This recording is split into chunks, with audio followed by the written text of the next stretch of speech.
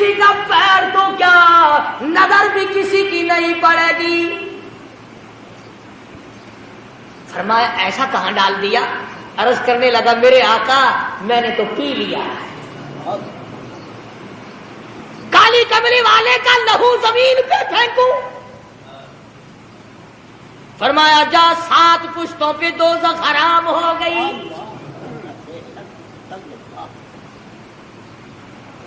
انہوں نے تو ایک ایک چیز کی قدر کی، اور آج تجھے سوائے اپنے پیٹ کے دھندے کے یا اپنی عزت کے صحابہ کی عزت پہ تو نہیں مرتا۔ صحابہ کرام کی ناموز پہ چند ٹکے خرچ کرنے کو تیار نہیں، نہ تم خرچ کرتے ہو نہ مولوی تمہیں بتاتے ہیں۔ صحابہ کرام کی تعریف کیوں سنائیں؟ ہر مہینے تمہیں کہیں گے آؤ 11ویں دو، کبھی یوں بھی کہا کیا فاروق اعظم رضی اللہ تعالیٰ عنہ کو اصال ثواب کریں گے جس نے 22 لاکھ مربع میل کی حکمرانی کی، جو نبی نے جھولی پھیلا کر مانگ کے لیا تھا۔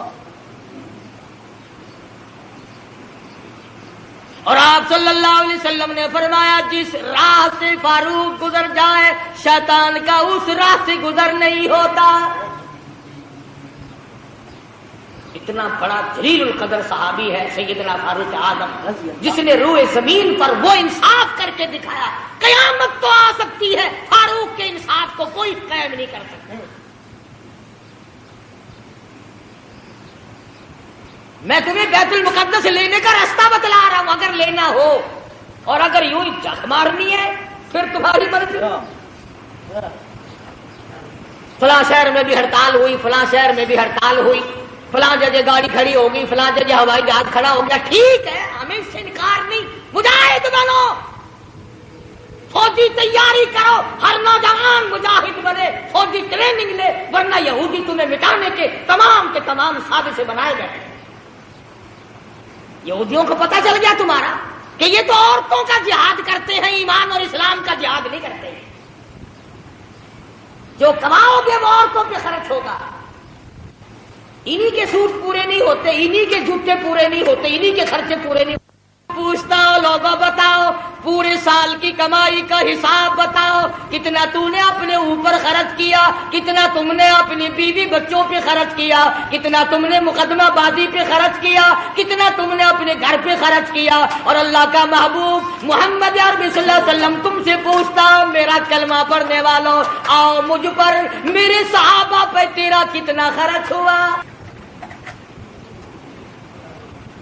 کیا خرچ ہوا ہے تمہارا میدان میں آ کر کے بتلا۔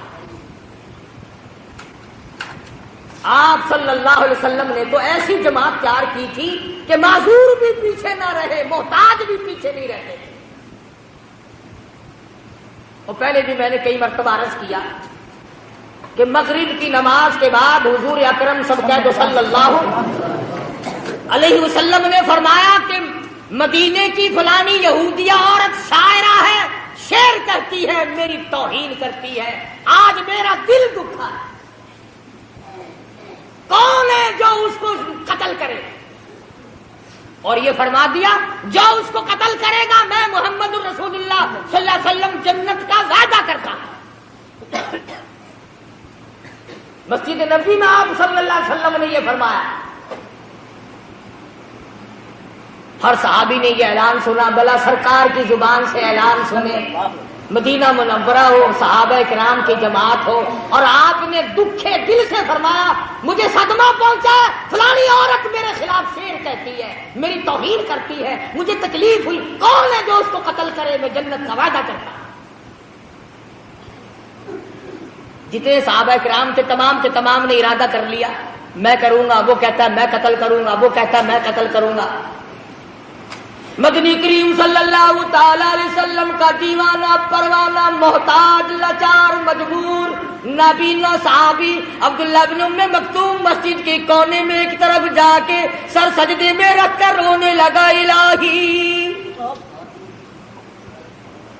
اور میرے پروردگار کسی حملے میں جانے کے قابل میں نہیں، حملہ میں نہیں کر سکتا، حملہ میں نہیں روک سکتا، تیرے محبوب نے جنت کا وعدہ فرمایا، میں تیری پروردگار تو بے نیاز ہے، اس عورت کا قتل تو میرے نصیب کر دے۔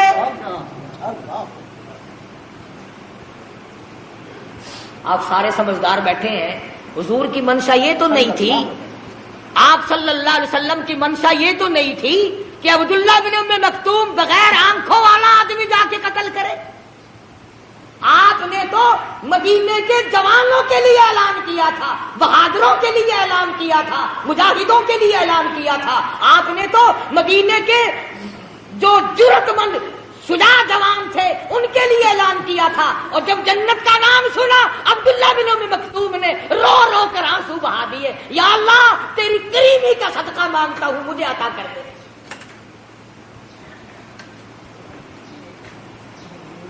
اور دعا مانگی، عشاء کی نماز پڑھی۔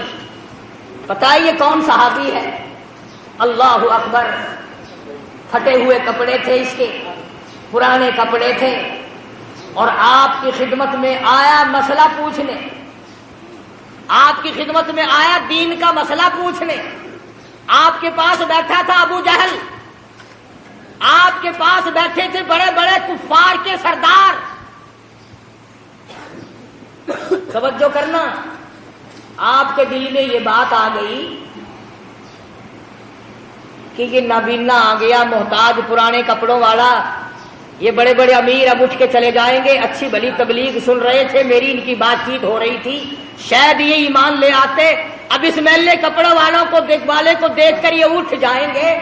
نبی کے دل میں بات آئی اتنی سی، یہ میلے کپڑوں والا، پھٹے پرانے کپڑوں والا، یہ محتاج نابینا اس وقت کیوں آ گیا؟ فوراً جبریل آیا، قرآن لے آیا، عبس وتولی ان جاءہ الاعمی۔ اور میرے محبوب، کیا میرے ایک نبی نے کو دیکھ کر آپ نے تیوری چڑھائی، منہ پھیر لیا؟ کیوں رو گردانی کی، کیوں اعراض کیا؟ غریب کو دیکھ کر آپ تنگ کیوں ہوئے؟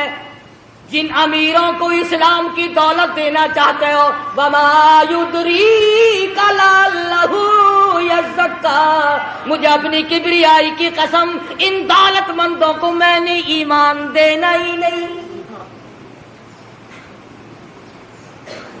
آپ نے روگردانی کیوں کی؟ آپ نے اعراض کیوں کیا؟ آپ نے تیوڑی کیوں چڑھائی؟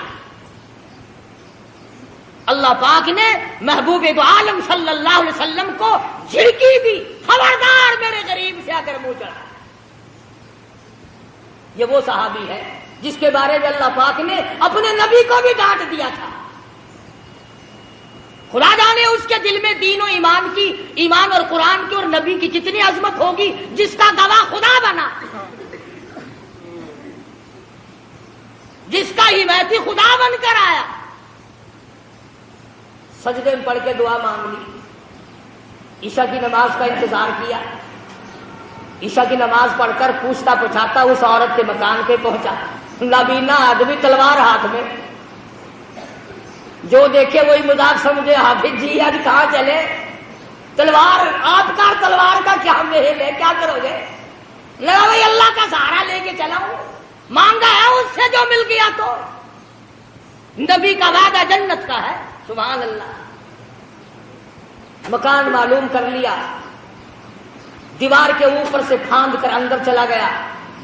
وہ یہودی عورت سوئی ہوئی تھی، یہودی عورت۔ سوچا اگر یوں وار کروں گا تو بچ نہ جائے، سینے پہ تلوار رکھ کر وزن دے دیا، 2 ٹکڑے ہو گئے، قتل کر دیا نبی کی دشمن عورت کو۔ میرے تیرے جیسا ہوتا اسی وقت کہہ دیتا، آؤ میرے نام کا نعرہ مارو۔ قتل کر کے پھر واپس آیا مسجد نبوی میں، پھر سجدہ شکر میں رو رہا، الہی میرا کام مقدر تھا، یہ تو تیری مہربانی ہوئی، میں ایسا کام کر سکتا تھا، یہ تو تیری مہربانی ہوئی۔ نہ گلی میں کسی کو بتایا، حضور کے دروازے پہ پہنچ جاتا، یا رسول اللہ خوش ہو جاؤ، میرے لیے جنت کی دعا آپ نے کر دی، سبحان اللہ، میں وہ کام کر آیا ہوں۔ پتا چلا جو اللہ کی رضا کے لیے کوئی کچھ کام کرتا ہے وہ گاتا پھرتا ہی نہیں، وہ شور نہیں مچاتا، وہ ہنگامے نہیں کیا کرتا.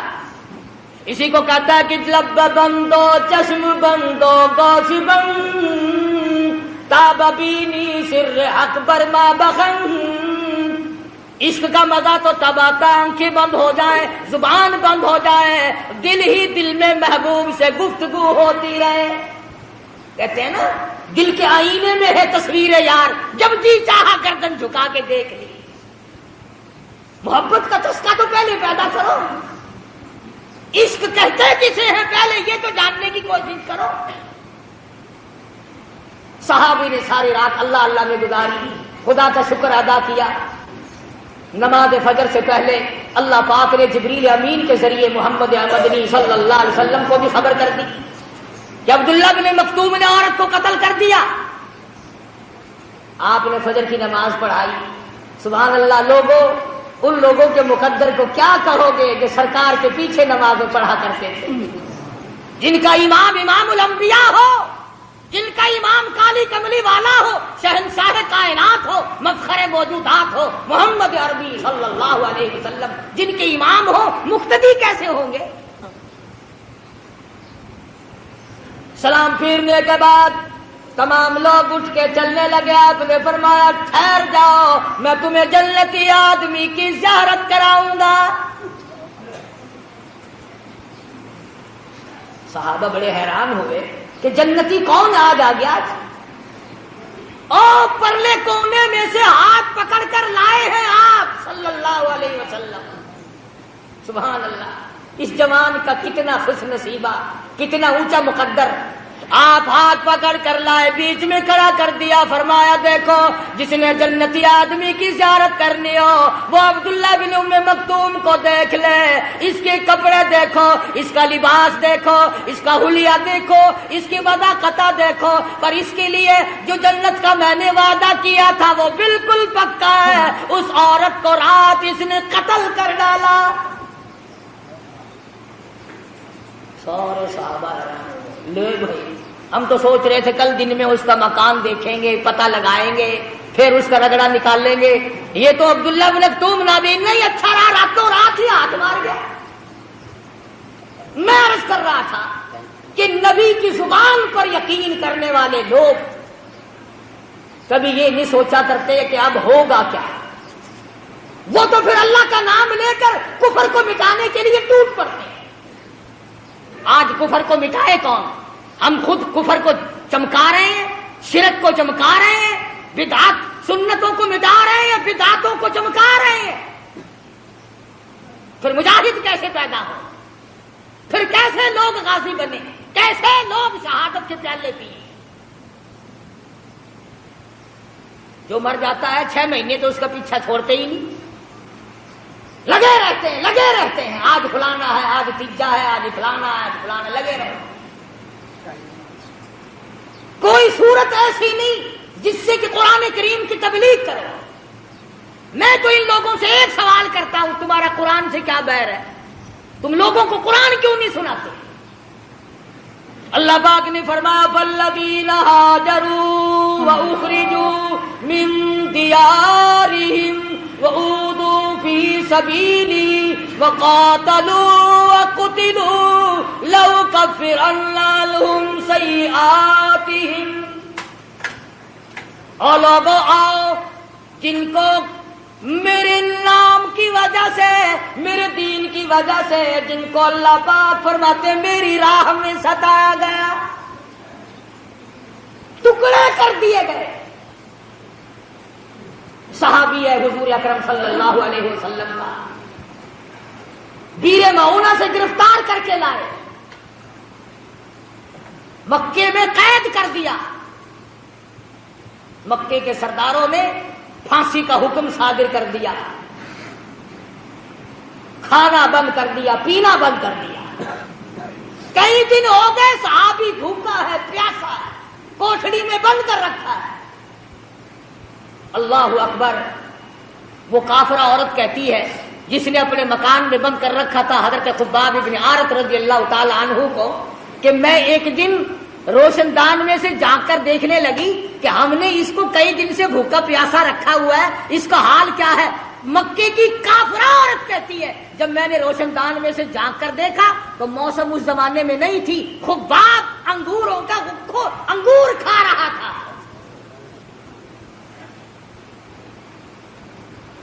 نبی کا صحابی مکے والوں کی قید میں، انہوں نے کھانا بند کر دیا، انہوں نے پانی بند کر دیا، اور یہ انگور کھا رہا ہے۔ مکے کی کافرہ عورت کہتی ہے میں نے پوچھا یہ انگور کہاں سے لا؟ من عند اللہ ان اللہ یرزق من یشاء بغیر حساب۔ مکے والوں تم نے میرا کھانا بند کیا، عرش والے نے مجھے کھلا دیا۔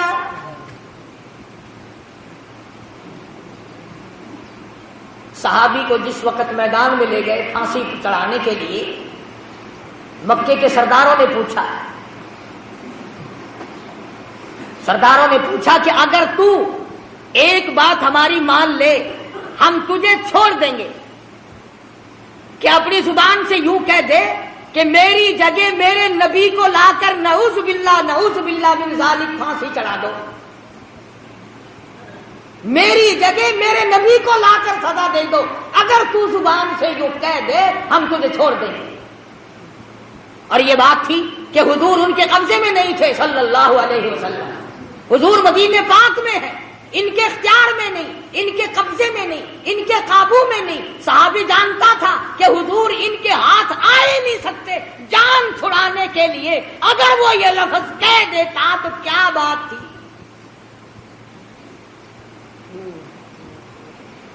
مثال کے طور پر یوں سمجھو، اگر ہمارا آدمی کوئی ہندوستان میں پھنس جائے اور کافر اسے پکڑ لے اور وہ یہ کہہ دیں کہ ہم تجھے چھوڑ دیں گے، تو زبان سے صرف اتنا کہو کہ میری جگہ ہمارے صدر ضیاء الحق کو لا کے پھانسی چڑھا دو، تو زبان سے کہہ دے بس، تو بتاؤ یوں کہنے میں کیا حرج ہے؟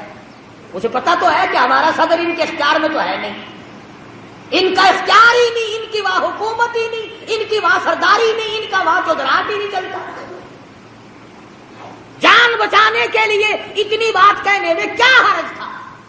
مگر حضرت خباب رضی اللہ تعالیٰ عنہ فرمانے لگے اس ظالموں زبان بند کرو، اور کمینوں بھونکو مت، میری جان کا تم قیمہ بنا سکتے ہو مگر میں ہرگز یہ بات گوارا کرنے کو تیار نہیں، میرے آقا کے قدم مبارک میں کوئی کانٹا چبھے میں یہ گوارا نہیں کر سکتا، میں یہ برداشت نہیں کر سکتا، تم میرا جو چاہو کرو، میرے آقا کا تم کچھ نہیں بگاڑ سکتے، اور نہ میں اپنی زبان سے ایسی بات کہنے کو تیار۔ مکے کے کافر آ کے کہنے لگے کوئی تیری آخری آرزو ہو، کوئی تیری تمنا ہو، کوئی پیغام کسی کو دینا ہو۔ صحابی کہنے لگا صرف ایک آرزو اور صرف ایک حسرت، صرف ایک تمنا، مجھے آخری وقت میں 2 رکعت نماز ادا کرنے دو۔ ہاں تم تو جوانی میں نماز نہیں پڑھتے، تم تو مزدوری کرنے میں نماز نہیں پڑھتے، تم تو خالی بیٹھے ہوئے نماز نہیں پڑھتے، تم تو کنجریوں کے گیت سنتے ہوئے ٹیپ پر بیٹھے سارا دن برباد کر دیتے ہو، نماز نہیں پڑھتے۔ عورتیں گپے مارتی رہیں گی، نماز نہیں پڑھیں گی، کھاویں گی اچھا، پہننے گی اچھا، نماز پڑھتے ہوئے ناک لڑتا ہے، نماز نہیں پڑھنی۔ صحابی مدنی کریم صلی اللہ تعالی علیہ وسلم کا کہنے لگا آخری وقت میں مجھے 2 رکعت نماز ادا کرنے دو۔ اجازت دے دی مکے والوں نے، صحابی نے وضو کیا، 2 رکعت نماز ادا کی اور دعا مانگی الہی میں سولی پہ چڑھنے والا ہوں، میں پھانسی لگنے والا ہوں۔ اپنے آپ کو خطاب کر کے خباب کہتا ہے اور میری جان ایمان اور اسلام کے لیے سولی چڑھ جا، اور میرے چمڑے تو ڈھڑ جا، او میرے لہو تو بہہ جا، او میری چربی تو خشک ہو جا، اور اے میری روح تو جا کر کالی کملی والے سے میرا آخری سلام کہہ دے، میرا آخری سلام محمد عربی صلی اللہ علیہ وسلم کی خدمت میں پہنچا دے۔ ادھر مکے والوں نے حضرت خباب کو پھانسی چڑھایا، خبیب کو، اور ادھر جبریل نے حضور کی خدمت میں خبیب کا سلام پہنچایا۔ حضور صلی اللہ علیہ وسلم کی آنکھوں میں آنسو آ گئے، فرمایا او مدینے والوں، میرے خبیب کو مکے والوں نے پھانسی چڑھایا۔ صحابہ کرام نے پوچھا آپ کو کیسے پتا چلا؟ فرمایا جبریل اس کا سلام لے کر آؤ۔ آخری سلام پھانسی چڑھتے وقت، سولی چڑھتے وقت صحابی نے حضور کی خدمت میں عرض کیا۔ آج ہم مرتے وقت کسی کو درود شریف یاد نہیں، کسی کو استغفار کا مزاج نہیں، قرآن کریم کے عادی نہیں، یا بچوں کی طرف دھیان رہے گا، یا بیوی کی طرف دھیان رہے گا، یا بنگلے اور کوٹھی اور مکان کی طرف توجہ رہے گی، یا اپنے کاروبار کی طرف دھیان کرتے، غرضے کے دنیائی کا دھیان کرتے کرتے ہم لوگ مر جاتے ہیں۔ ہمیں مرتے وقت حضور کا تصور بھی نصیب نہیں، درود شریف بھی نصیب نہیں۔